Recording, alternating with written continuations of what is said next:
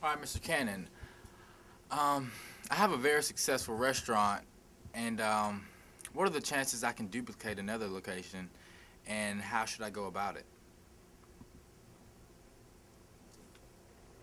Here's what's interesting about franchising. See, back in the day, we used to have a document called a UFOC. And what the UFOC basically had to have was all the legal documents and the disclaimers. But really what it kind of said is, we have a business model that's successful. But just because our business model is successful doesn't mean yours will be, even if it's exact. Okay? Well, but think about that. I don't know if I need a UFOC to say that. Because whether you have a franchise or an independent, or all corporate stores, just because something works in Des Moines, Iowa, does not mean it's going to work in Birmingham, Alabama.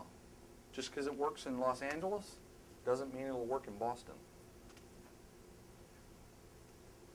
But a lot of those systems carry over, whether it be menus, what have you. You have the core items you need, but you need to be able to duplicate them with the tweaks for the marketplace.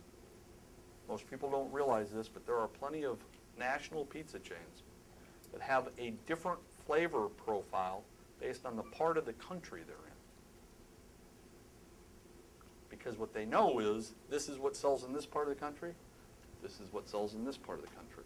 Well, so to answer your question, there is no guarantee of success, but you certainly want to take the pieces that you know will transfer and you want to build a system around it so you can duplicate it.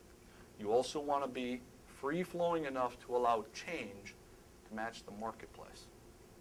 If you do that, and you're passionate about making money in the first location, you take that passion to the second location, chances are pretty good you're going to make money.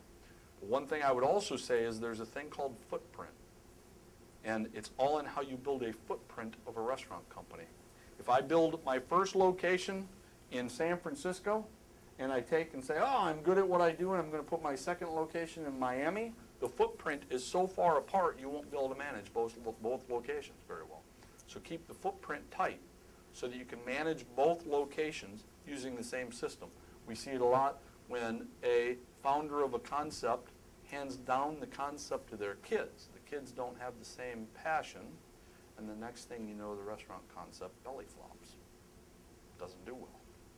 Well, so you got to duplicate it as tightly as you can, using the pieces you know that will work. But be flexible enough to change the pieces to fit the marketplace.